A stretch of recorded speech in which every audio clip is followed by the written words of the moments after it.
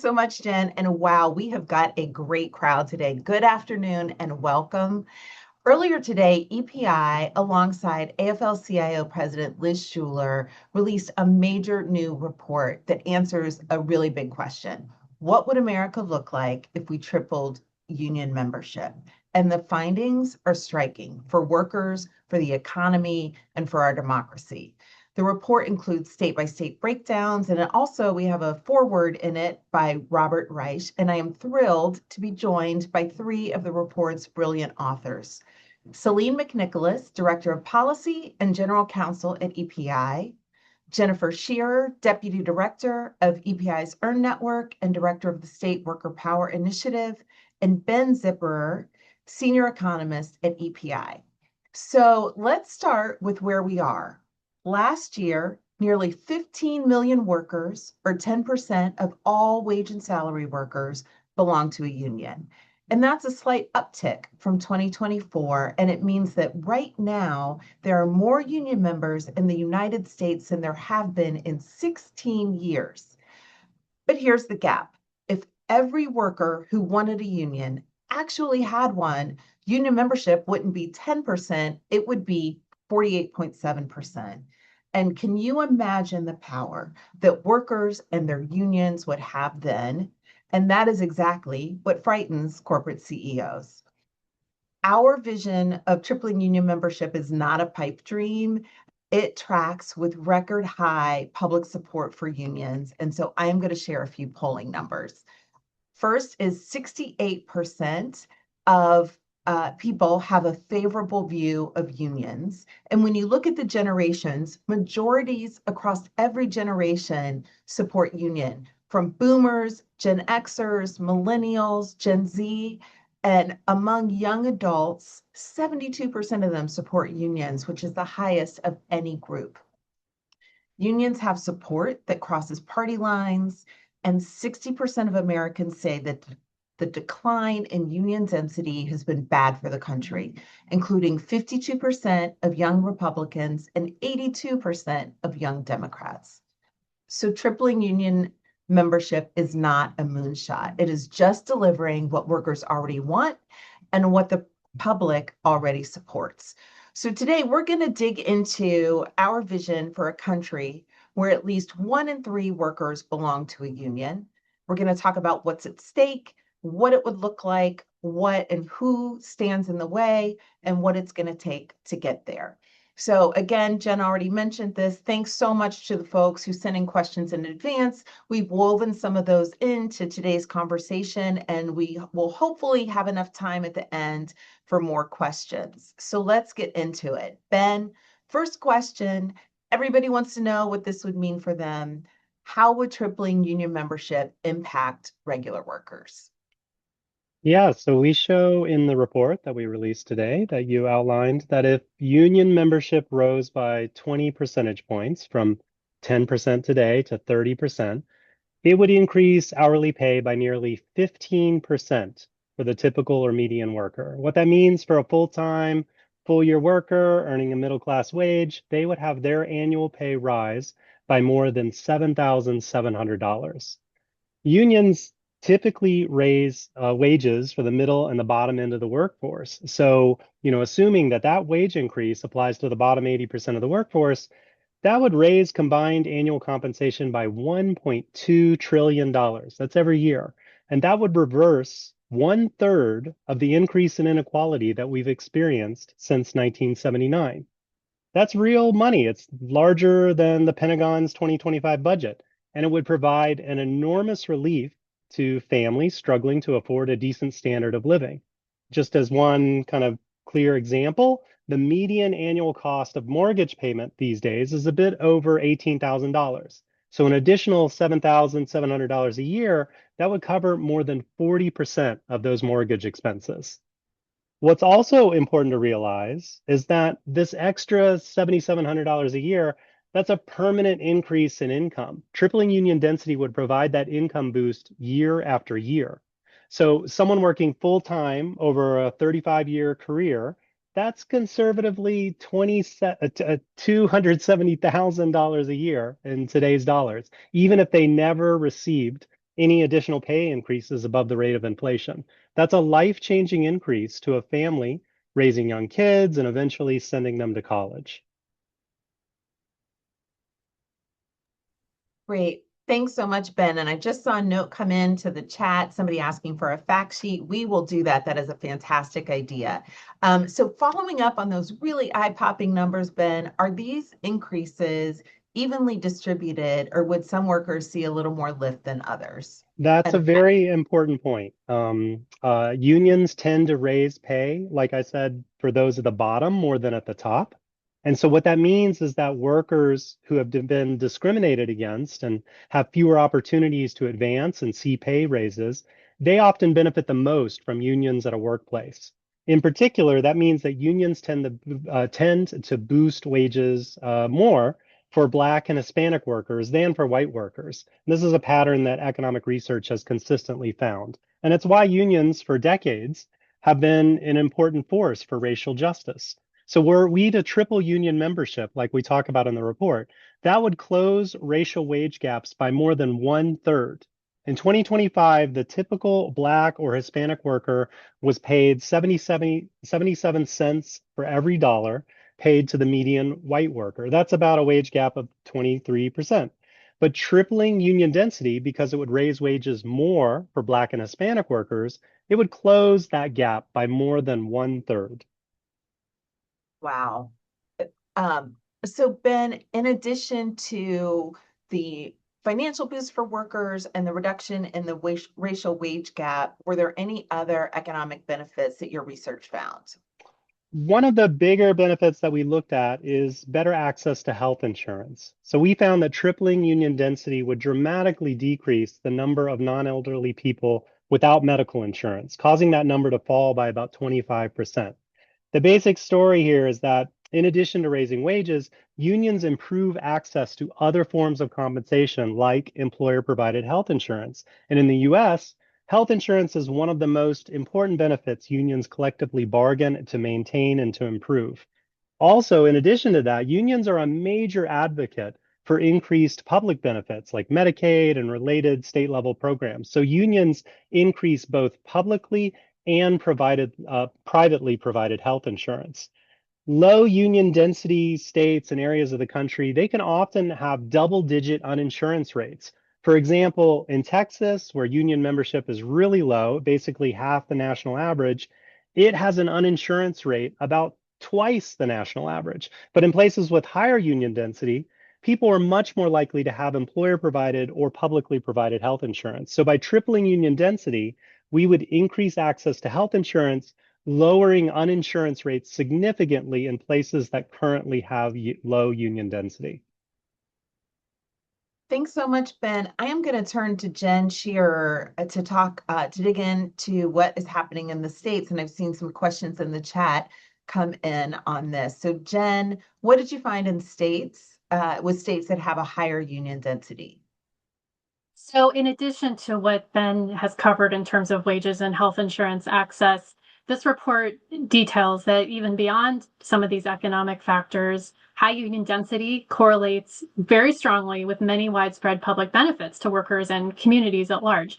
So, in addition, just as a couple examples, states with high union density tend to have better funded public education systems and more robust social safety nets than states with lower union density. So what does that mean in practical sense?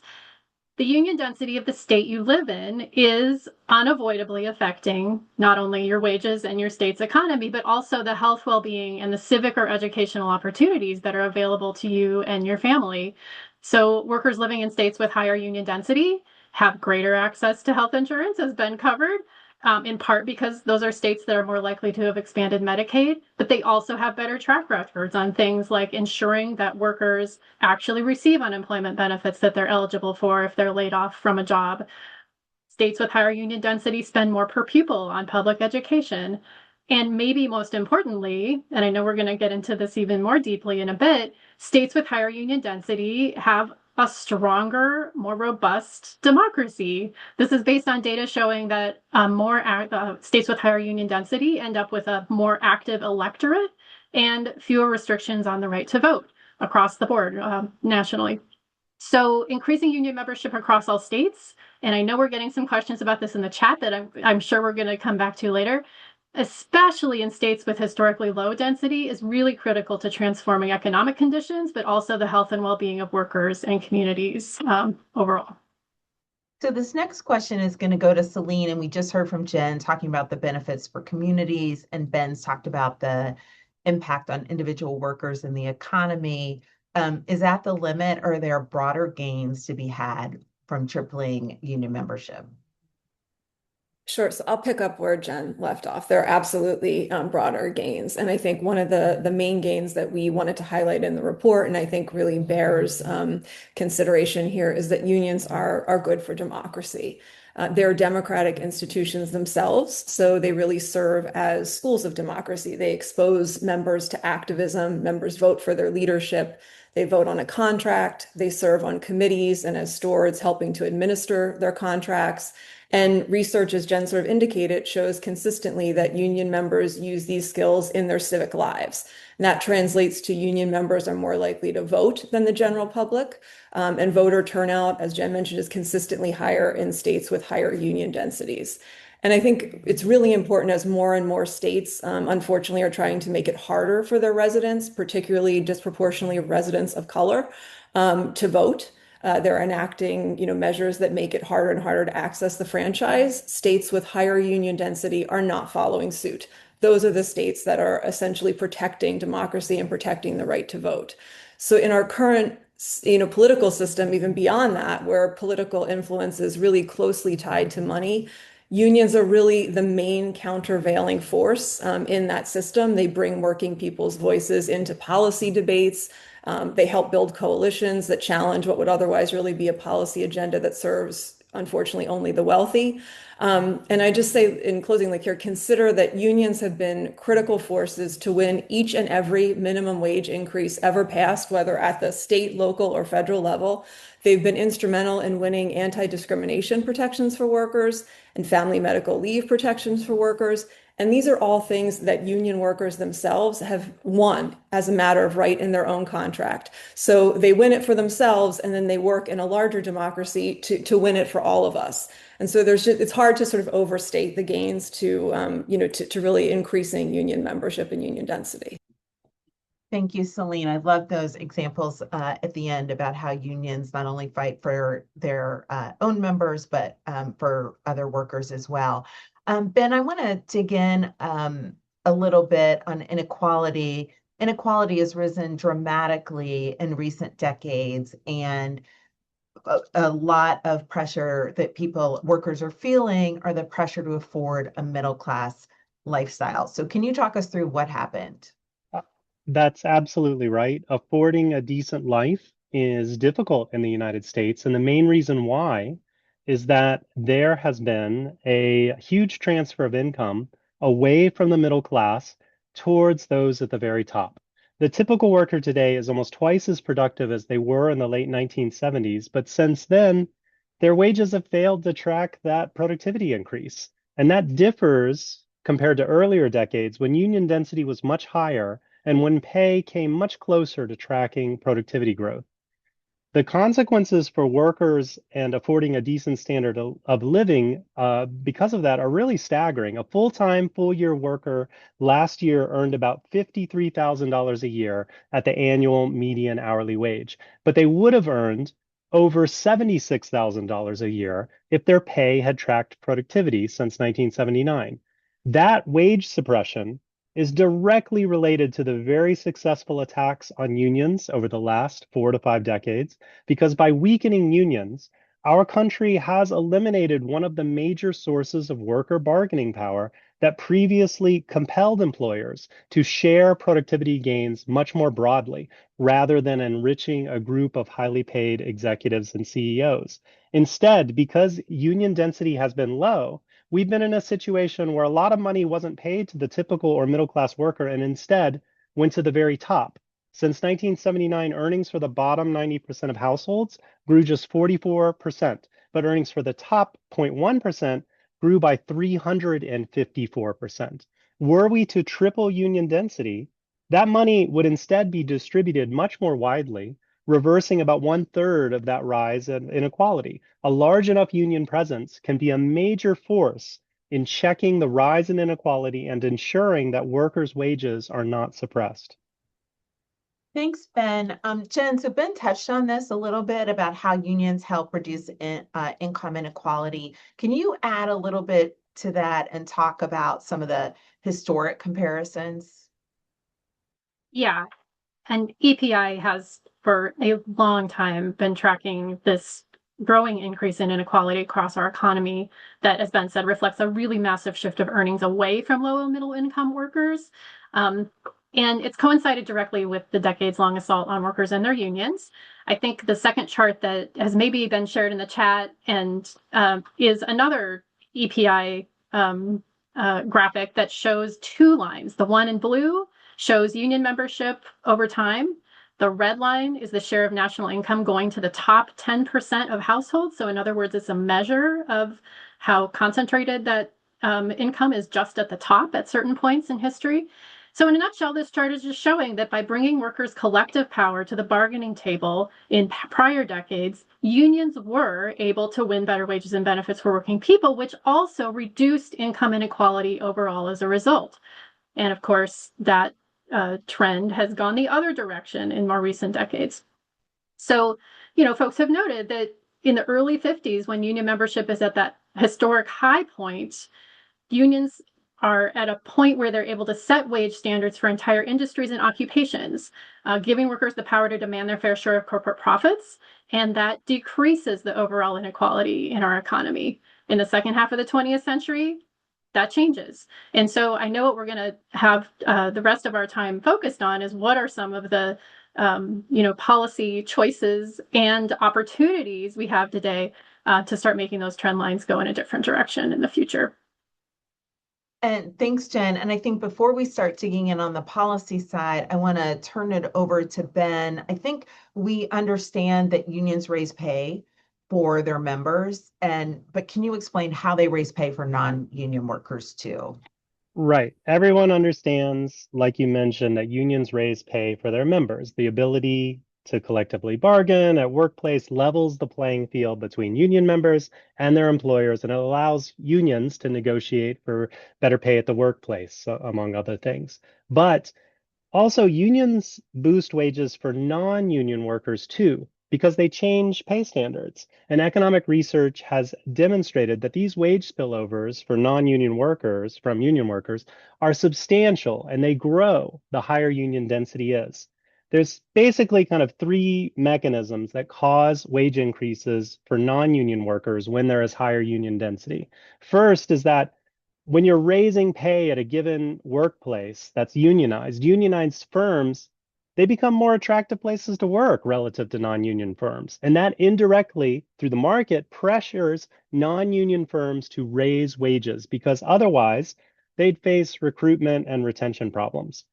Secondly, when there is greater union presence in a given industry or a given occupation, and the prospect of a newly unionized workplace is a real possibility, non-union employers will raise wages to preemptively avoid workers from forming a union at their non-union workplace. Finally, the third thing is that unions are, as we talked about earlier, unions are a major force in advocating for better public policies, in particular, progressive taxes and social benefits. This indirectly raises the pay of both union and non-union workers because when taxes on top incomes are higher, corporate executives have less incentive to redistribute income away from workers and toward themselves because much of that higher pay for the already rich would be taxed away. So for all of those reasons, unions raise wages for the bulk of the workforce, not just union workers. Thanks so much, Ben. And I'll just note in the chat, some folks are putting some reading recommendations, including one of our participants, Eric Lotke, who has a novel out that has characters talking about the charts that Ben and Jen have mentioned. So I'm excited to check that out. So Celine, tripling union membership would raise pay. strengthen communities, build a more robust democracy. And we all see those benefits as being really clear. And the public overwhelmingly sees those benefits as being really clear. But can you help us understand why union membership has been stuck at such low levels for so long? Sure. I think, this is a relatively easy question to answer, in that there's really one main reason that more workers in the US do not have a union, and that is really that current policy, current law does not provide a meaningful right to a union and collective bargaining. Workers who win union representation and then go on to successfully win a contract really do so in spite of the law, not because it truly provides a pathway to those gains. And that's a huge failing. And corporations have really long exploited the law's weakness. And it's given rise really to an entire industry of union avoidance consultants and union avoidance law firms. Here at EPI, we've done a lot of research, into those industries, and we know that companies spend, roughly $1.7 billion each year on union avoidance business. So just think about that. Companies spend close to, $2 billion each year to suppress workers' rights to a union and collective bargaining. And the law, allows that, really frankly, invites it. It's certainly not the way it should work. But when you think about all of these gains and what it would mean to a restructuring of the economy, you see essentially those gains are being spent to avoid, paying workers their fair share. Unions would require that. They really are the best private sector mechanism for workers to, claw back some of the productivity gains that they participate in. So unfortunately, it really is a failing of our current policy and current law that I think is the greatest contributing factor to that mismatch of desire and what actually workers are able to win in their workplace. And so one of the questions that came in early was, can we wave our magic wand? If we had to wave our magic wand, what's the one policy? What's the silver bullet? Is there a silver bullet, Celine? And what are the changes that need to happen in order to get to triple union membership? Sure. So I wish I could say that this is an easy answer and that there is a silver bullet or a magic wand that can be waved. But, as we state in the report, there really is no one policy change that would lead to triple union membership. But there are several key policies, many of which have bipartisan support that would help reform the sort of broken system that I just talked about. So I'll just highlight a few. The law should give public sector workers the right to collective bargaining. We certainly look at that and the potential impacts in state union membership in the report. And there is a bill in Congress now, the Public Service Freedom to Negotiate Act, which would give workers that right. And it includes an enforcement structure to ensure that states and localities give them that right. There is a bill that provides really a comprehensive set of reforms that would govern private sector workers. That's also introduced this Congress and has bipartisan support. That's the Protecting the Right to Organize, or commonly referred to as the PRO Act.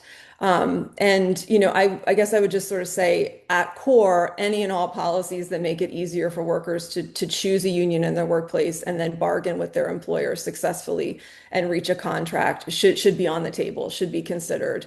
That I think that's really why we tried to offer some new policy ideas that build on, many of these they're complementary to the policy reforms that we're talking about here.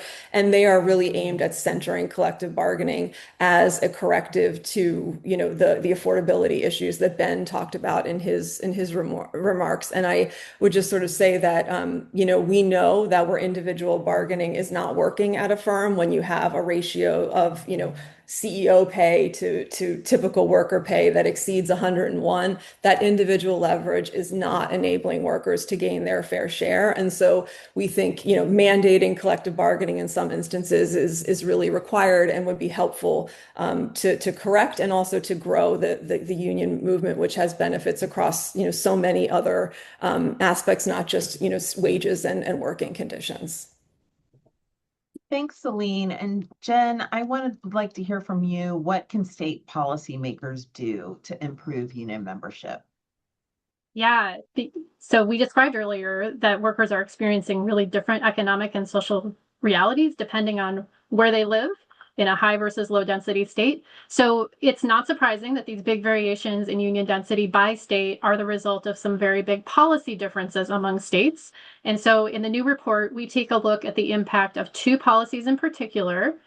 First, anti-union so-called right-to-work laws that are on the books in 27 states. And we look at the impact of limitations on collective bargaining rights that public sector workers face in 24 states. So the fact that states are even able to limit or deny some workers' union rights reflects some of what Celine was referring to, the longstanding failure in our federal labor law and the failure of Congress to update it and fix many of the weaknesses. So many workers, for example, have never been protected by federal labor law at all due to Jim Crow era exclusions that left out and carved out people by occupation. Domestic workers, agricultural workers, and public sector workers have never been covered fully under federal law. So that leaves their union rights dependent on states and means we have these huge uneven disparities across the country. And then furthermore, Congress in 1947 made big amendments to our federal labor law. Long list of bad things that happened in those amendments, but it included allowing states to continue passing laws, so-called right-to-work laws, that limit the labor rights of private sector workers.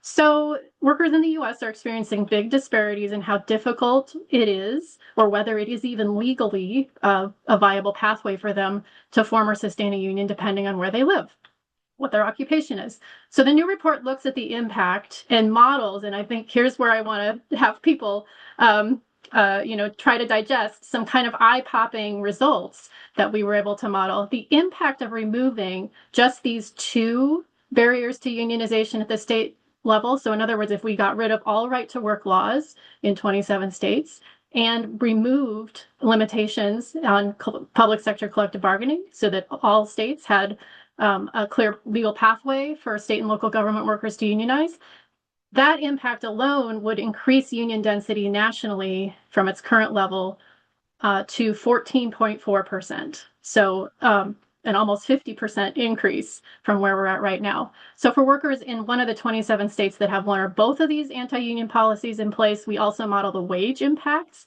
and estimate that the median worker wage would increase by up to $4,900 a year. So states have a lot of important roles to play here, and there are a lot of opportunities to make improvements, even if we're not at the point where we have all of the long list of important federal reforms that we need.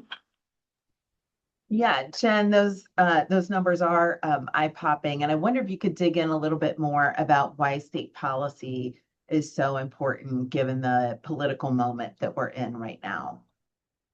Well, I mean, strengthening collective bargaining rights is clearly one of the most powerful policy levers that state elected officials have available to confront the affordability crisis. Reversing anti-union state policies is a really critical first step to righting historical wrongs and addressing persistent racial and gender wage gaps and inequities in our labor market. And the anti-union state policies we focus on in this report, particularly, both originate in post-World War II white supremacist backlash and big business backlash against the growth of unions and gains that many Black and women workers had begun to achieve as unions were growing in strength. So we know that historically these policies were designed to suppress multiracial organizing, limit worker power, and explicitly to try to undermine federal labor law. So it's really long past time that states remove these restrictions and barriers. It's also extremely good politics right now for state leaders to prioritize these kinds of reforms at a moment when we know public interest in and approval for unions is at an all-time high. And so, Jen, you talked about two big things that states could do: remove right-to-work laws and remove restrictions on collective bargaining.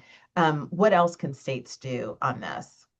Yeah, and I think it's maybe been in the chat, but we do all have an entire separate report on listing the many opportunities for states to help enable more workers to unionize and remove some of these barriers. So a couple of examples, in addition to public sector workers who don't have federal labor law coverage, states, we have a lot of room in our country for states to extend collective bargaining rights to domestic workers, in-home childcare providers, home healthcare workers, farm workers, and gig workers who are not currently being afforded federal labor rights. And states are also actively beginning to pass policies that protect workers' rights to refuse mandatory anti-union captive audience meetings. I think we're up to 14 states. Obviously, there are a majority of states still on the list who could take that kind of step and remove some of the obstacles workers face to forming new unions. Other states are beginning to more actively look at policies like extending unemployment insurance eligibility to workers on strike. So again, really encourage people to look at the other report for a long list of opportunities states have to take action. And so, Celine, I'm going to come to you with this question. In January, God willing, there's going to be a new Congress that hopefully will be more worker friendly. What should we tell them to focus on? Great question. And we should just acknowledge that there is so much wrong. So there's a ton that could be focused on, but I think the main focus for policymakers really must be to prioritize passing labor law reforms. And as we've heard, that's really essential to addressing the affordability problems that we're facing. But the reality is that prioritizing, labor reforms aimed at growing unions and collective bargaining will go a long way to helping address many of the other key policy issues we are facing. So, attacks on our democracy. We know that unions do a ton to create and protect vibrant, inclusive, participatory democracy. Healthcare. We know that unions win their members quality health insurance and are instrumental in protecting and expanding programs like Medicaid that provide those benefits to millions of children, pregnant women, the elderly. Retirement security. Unions help workers win a decent retirement, and then they fight to protect programs like Social Security that ensure that all workers can retire with some dignity. So really, again, here, it's hard to overstate the benefits that could flow from prioritizing labor law reform. Unfortunately, it has not been previously, prioritized. Realistically, we understand that, that may require expanding what can be considered under reconciliation or potentially lifting the filibuster for consideration of labor law reform. But those process challenges really cannot be used as an excuse to abandon trying for those policies. They're rules that Congress created, and I would just keep arguing that Congress can change those rules and do at times to prioritize other issues. And I guess it would just also be remiss, Naomi, not to flag that obviously any and all progress on the front of labor law reform, promoting collective bargaining at the federal level will not only require a new Congress, but a new president, because Trump has expressly promised to veto the measures that I talked about at the beginning, the Public Service Freedom to Negotiate Act and the PRO Act, to say nothing of sort of his own union busting as president. So, hopefully a new Congress can figure out a way to prioritize these reforms, but I do want to flag that obviously there is an impediment in the White House as well. Absolutely, a very, very big impediment. Okay, Celine, one of the things I want to dig in on is that you mentioned there is some measure of bipartisan support, which is so wild to me because Republicans have waged a decades-long war on workers' rights, both at the national level and at the state level. And so I'm really curious about how do you square their attacks with this newfound interest? And do you think it's genuine, this interest they're showing?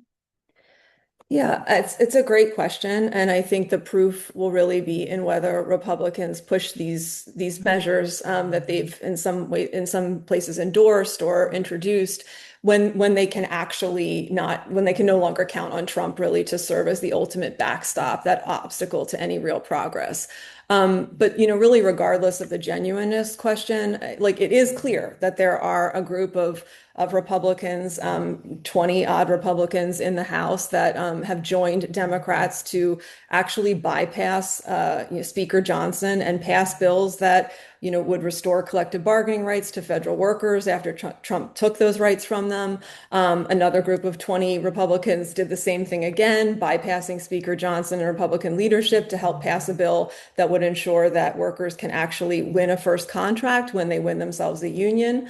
And on the genuineness question too, it's politicians, pay attention to polls, as Jen and you have both sort of touched on, Naomi, like unions have record high favorability in polls, especially among young people. It's across party lines. And I think in the most recent Gallup polling, Congress had a 10% approval rating, and an 86% disapproval rating.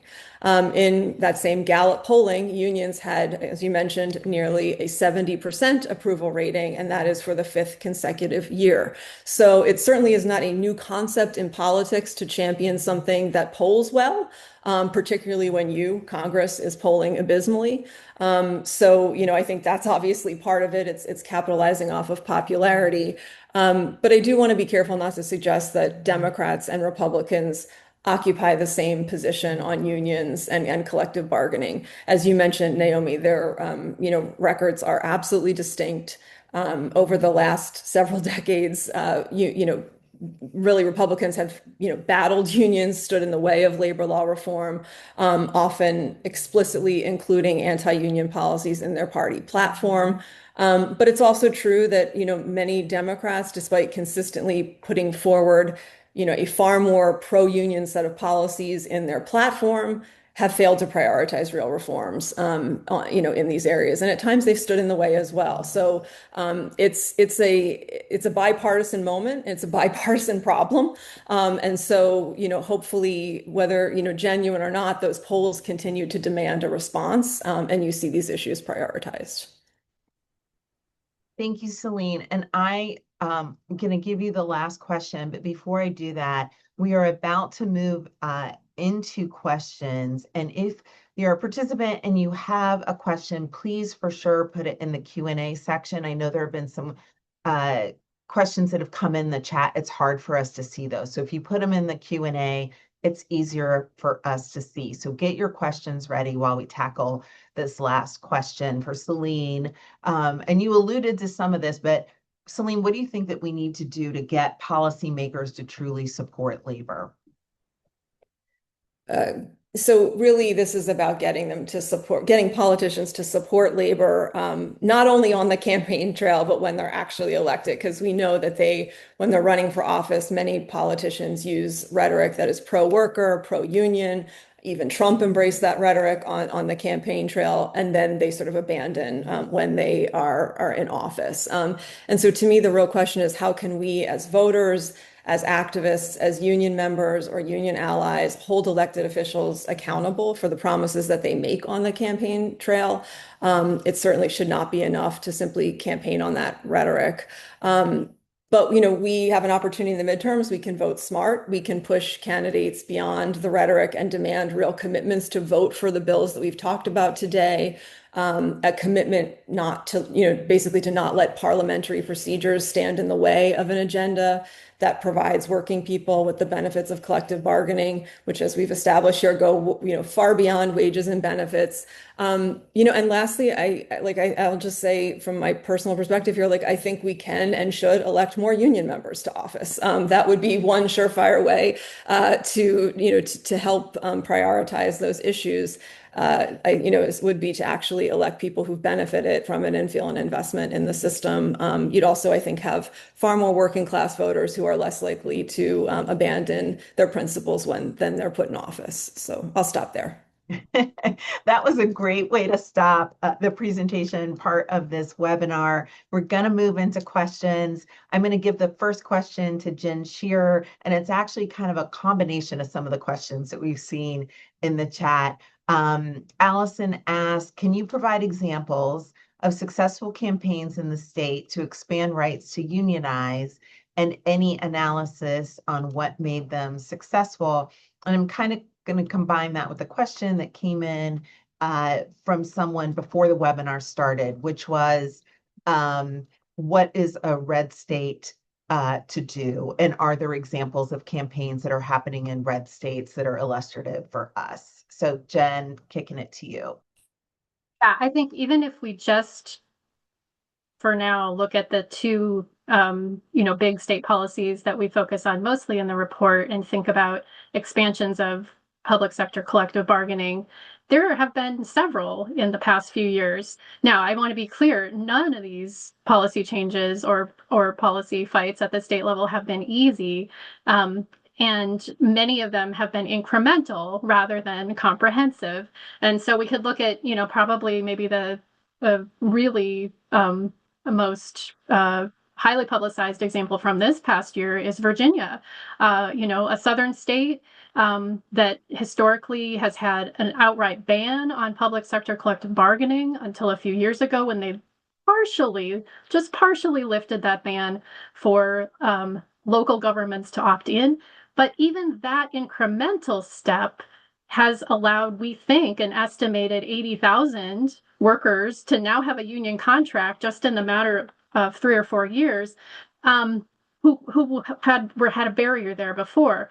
And so it's a combination of workers were already organizing in local cities, school districts, counties, and are continuing to organize to put the pressure on the state to make these reforms. Now, people may know this past year, and for 2 years in a row, there was a much stronger comprehensive bill that the legislature passed twice now, has been vetoed twice now by 2 different governors, one Republican, one Democrat, to go back to Celine's point about this being a bipartisan issue.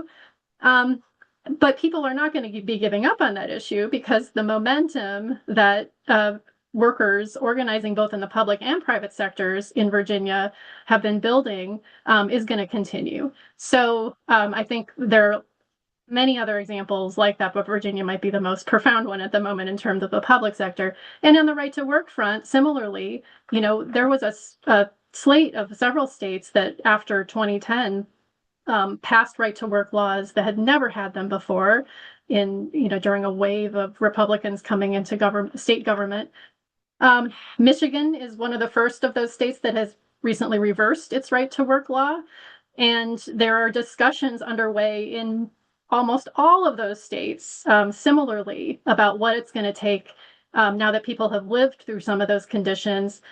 We give some data from Wisconsin as an example of a state that imposed a right to work law and repealed its formerly robust collective bargaining system in the last 15 years and what that has done to decimate the state's union density. It looks like union density in Wisconsin fell by half during that period of time as compared to nationally a very small change in union density overall. So people have lived through these conditions, are preparing to reverse some of those bad policies. And again, I would encourage people to look at the report for lots more, the other report on state campaigns, to look for lots more examples, or to feel free to also follow up with us if you're interested in a particular locality or state. And red states are on this list as well. I know, Naomi, you asked me 2 questions and I didn't fully get to the second one, but I think what we're seeing in a lot of red southern states and Midwestern states is people working on the local level in tandem with building momentum for state policy change. So I think one of the questions that came in advance was from Georgia specifically. And just to give a very concrete example, firefighters in Atlanta have been working on organizing and finding a pathway to a union contract for several years, which they just achieved this year. Again, it's a state that does not have a clear, robust statewide framework for public sector collective bargaining, but at the local level, groups like the firefighters are finding a pathway there, and again, building the foundation for eventually leading up to state reform. Thanks so much, Jen. Ben, I am coming to you with a question that came in before the webinar. What percentage of union members are women? I don't know the exact number, but it is basically half. So I think there's a bit of a misunderstanding about the current state of the union, population, that they think it is basically white men. And, there were times when what that was true, because the workforce mainly reflected white men. But now the workforce and union membership is much more diverse. So basically half of union members are women. It's something like 2/3 or so of union membership is either female or a person of color. And there actually is some pretty interesting research by scholars about how the unions can sometimes play a role in reducing gender wage gaps, just like they reduce racial wage gaps. So, for example, when Wisconsin pursued a bunch of anti-union policies and effectively moved away from standardized pay scales in public schools. What that meant was that women no longer, teachers, female teachers no longer saw pay increases, but men did. So the kind of attacks on unions basically increased the gender gap, whereas before, when there was actually a stronger union presence that was able to set pay scales more collectively, gender wage discrimination was much more muted. Thank you so much, Ben. I am going to throw the next question. I think it's going to go back to Jen. I think she's the one that can answer this, but Celine, please jump in. This came in earlier. How did Taft-Hartley get passed in the first place? So Taft-Hartley, to remind folks, is the 1947 amendment to our federal labor law that really changed a lot of the intended framework. I saw somebody else put a question in the Q&A about, how widely does the general public and our, current policymakers understand that one of the things our federal labor law says is that our policy of our country is to encourage the practice and procedure of collective bargaining. Well, Taft-Hartley amendments, 1947, were designed to really curtail much of the success that our federal labor law had begun to enable. Worker organizing had soared in the decade following the passage of the labor law. And the way it got passed was, you have to really sort of look at it in historical context as a convergence of many factors, including big business backlash. Industry groups had been trying to repeal or get rid of via court challenges or undermine via state policies our federal labor law since the moment it got passed. We should be clear, they're still trying to do that today.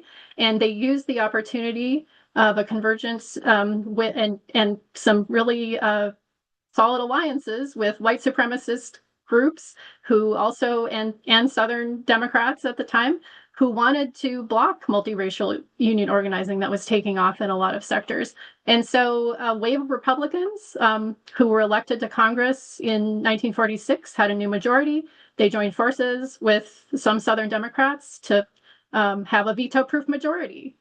Taft-Hartley was not, necessarily a politically popular prospect even at the time among the electorate, but it was forced through Congress over a presidential veto, and is still embedded in our labor law today. We're still living with the damage of it. Thank you so much, Jen. Celine, I'm sending this next question to you from Stephen Knight. Isn't the day-to-day reality of the retaliation workers face for speaking up, let alone organizing, close to the heart of the problem? Absolutely. I mean, that is sort of when we talk about the broken system of labor law, it allows for that kind of retaliation for workers when they do try and speak up and form a union. We've done a ton of research at that on that issue at EPI and how prevalent it is that employers try and coerce and retaliate against workers. And they really do that, unfortunately, under current law without there's really no meaningful penalty. There's no, there are no monetary penalties at all, really, civil monetary penalties in the NLRA. So they do so with relative impunity. It's a perverse system in that it sort of incentivizes, because it is so weak, employers to violate workers' rights pretty routinely. And as I mentioned, we have a whole sort of report that looks at the charges that workers unfortunately file at the National Labor Relations Board when they're trying to form a union, and employers do everything from firing, workers in retaliation for union activity to coercing them. And it's just they do that, and there really is very limited, if any, recourse under existing law, unfortunately. But even in that, I will just say, like last year, we did see, as you mentioned out of the gate, Naomi, an uptick in, union membership. So I just don't want to ever kind of, as we approach the end here, end on the note that yes, the system is broken and there's absolutely retaliation. But there are also success stories where even in the face of that, kind of retaliation, workers really do rise up. That's part of the, benefit of all acting collectively, and with some solidarity, which is at the heart of the union movement. It is a lot harder for employers to, resist that in a way. Thanks, Celine. I am gonna, this is a toss-up question. A question from Tim Newman. I was wondering if the panelists see increased fishing and subcontracting as a counter trend that makes expanding union density more challenging. And if so, how do we counteract that?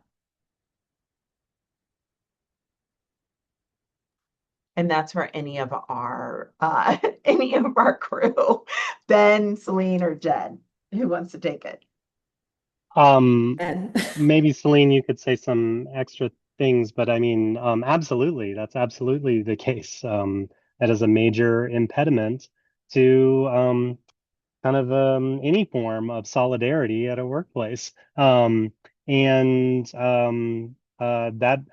is why we're going to, like Celine said earlier, there's not actually a silver bullet to solve all these problems. And one additional policy that would help with that is a better joint employer standard. And that is definitely a tool that employers will use unless we prevent them from using it or sufficiently penalize them from when they do use it. Yeah. Celine, do you want to add anything? I think Ben covered it well. Thanks. Okay, good. Thanks. Thanks for taking the jump shot. All right. I don't even know if I used that the right way, but anyway, we're going to move on. All right. So, next question up, I'm going to ask, I don't think we're going to answer this, but Dennis Olson put a really interesting note in the question and answer, and I'm just flagging that for Jen, that Rhode Island recently passed a new bill requiring labor peace agreements and set-asides for worker-owned co-ops. Do you want to say anything about that?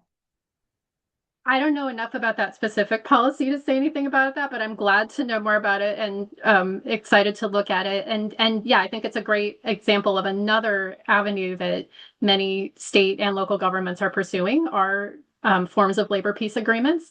It's becoming I think there's some really good model policies, particularly in the growing cannabis industry in some states. So appreciate you raising that as yet another good example of opportunities that states have.